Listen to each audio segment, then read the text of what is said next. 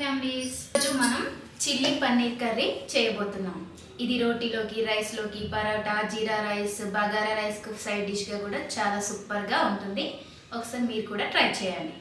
Chilli paneer చూడండి ఎంత బాగుందో, చూడడానికి బాగుంది, తింటే కూడా చాలా టేస్టీగా ఉంటుంది. మీరు కూడా నేను చేసే విధంగా చేస్తే తప్పకుండా చాలా టేస్టీగా కుదురుతుంది. తప్పకుండా ట్రై చేయండి. ముందుగా కడాయి పెట్టుకొని పన్నీర్ని ఇలా మీడియం సైజులో కట్ చేసుకోవాలి. మరీ చిన్నగా కాకుండా పెద్దగా కాకుండా ఇలా మీడియం సైజులో కట్ చేసుకుంటే మనం వేసిన ఐటమ్స్ అన్ని పీసెస్లోకి వెళ్ళి ఆ ఫ్లేవర్ అనేది చక్కగా వస్తుంది. కడాయి వేడి కాగానే అందులో కొద్దిగా ఆయిల్ వేసుకుందాము. ఆయిల్ కొద్దిగానే వేడి కావాలండి. బాగా వేడైతే మనం వేసిన పీసెస్ అన్నీ దానికి అంటుకుంటాయి. కాబట్టి కొద్దిగా వేడి కాగానే మనం కట్ చేసుకున్న పీసెస్లను ఒక్కొక్కటి ఆయిల్లో వేసేద్దాం.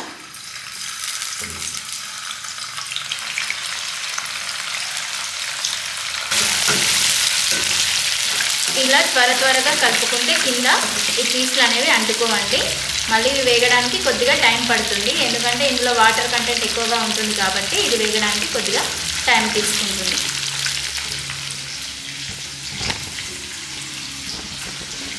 ఇలా త్వరగా స్పూన్తో కలుపుకుంటే అవి అడుగంటవండి. అదేనండి, మాడిపోకుండా చక్కగా వస్తాయి. స్క్వేర్ షేప్లో కట్ చేసుకున్నాం కదా, ఆ స్క్వేర్ షేప్లో మనకి చక్కగా వస్తాయి. ఇలా స్పూన్తో అప్పుడప్పుడు అనుకుంటూ ఉండాలి. చూడండి, ఈ విధంగా చక్కగా నూనెలో పన్నీర్ పీసెస్ని వేగించుకోవాలి. ఇవి తర్వాత తీసి పక్కకు పెట్టుకుందాం. చూడండి, ఈ విధంగా పన్నీర్ని చక్కగా వేగించుకున్నాం. ముందుగా కడాయి పెట్టి అందులో ఆయిల్ వేసుకుందాం. ఆయిల్ వేడి కాగానే లవంగాలు, ఇలాచి, ఆనియన్ని చిన్నగా కట్ చేసుకున్నానండి. ఈ ఆనియన్ని కూడా ఆయిల్లో వేసేద్దాం. ఉల్లిపాయలని ఇలా చిన్నగా పీసెస్ని కట్ చేసుకున్నాను. ఇలా కట్ చేసుకుంటే ఫ్లేవర్ కూడా చాలా బాగుంటుంది. ఇంకా ఎల్లిపాయలు హెల్త్కి చాలా మంచిది కాబట్టి హెల్తీగా కూడా టేస్టీగా కూడా అవుతుంది.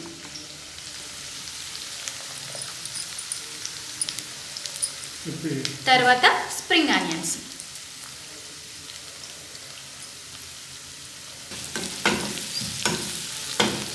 త్వరగా వేగడానికి కొద్దిగా సాల్ట్ని యాడ్ చేసుకున్నాం. అల్లం వెల్లుల్లి పేస్ట్ని యాడ్ చేద్దాం. ఇది కొద్దిగా ఫ్రెష్గా ఉంటేనే టేస్ట్ బాగా ఉంటుందండి. తర్వాత కొద్దిగా కరివేపాకు వేసుకోవాలి. తర్వాత మనము ఇవన్నీ పచ్చిమిర్చి, మెంతి, పుదీనా ఇవన్నీ వేసి మిక్స్ చేసి పెట్టుకున్నాం కదండి. ఇప్పుడు అది నూనెలో వేగించుకుందాం.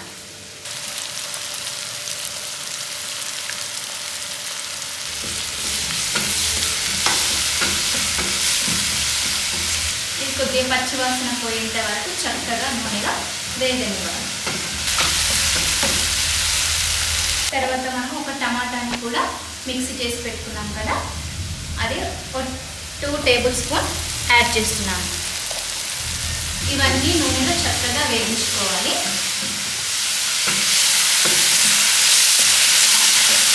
తర్వాత కొద్దిగా పసుపుని యాడ్ చేసుకున్నాం. మనం సాల్ట్ ఎక్కువగా యాడ్ చేసుకోవద్దండి, ఎందుకంటే మనం పచ్చిమిర్చి అన్ని మిక్సీ చేసుకున్నప్పుడు సాల్ట్ యాడ్ చేసుకునే వేసుకున్నాము. తర్వాత రుచికి చూసినంత, ఒకవేళ తక్కువ అనిపిస్తే సాల్ట్ అప్పుడు వేసుకోవాలండి, ఎందుకంటే ఎక్కువగా వేసుకుంటే సాల్ట్ మొత్తం సాల్టే అయిపోతుంది కర్రీ. పసుపు అనేది ఎప్పుడైనా చివరి నిమిషంలోనే వేసుకోవాలండి. పసుపు ఎక్కువగా ఆయిల్లో వేగించకూడదు. తర్వాత కొద్దిగా జీలకర్ర మెంతుల పొడి, కొద్దిగా ధనియాల పొడి, కొద్దిగా కొబ్బరిని ఇలా వాటర్ వేసి పట్టుకున్నానండి. ఇలా వాటర్ వేసి పట్టుకోవడం వల్ల మన గ్రేవీ అనేది చాలా థిక్గా వస్తుంది కాబట్టి నేను ఈ విధంగా చేసుకున్నాను. మీరు కావాలంటే పొడి కొబ్బరి అయినా వేసుకోవచ్చండి, మీ ఆప్షన్ అండి. ఇవి మరోసారి అన్నీ కలిసేలా చక్కగా కలుపుకుందాం.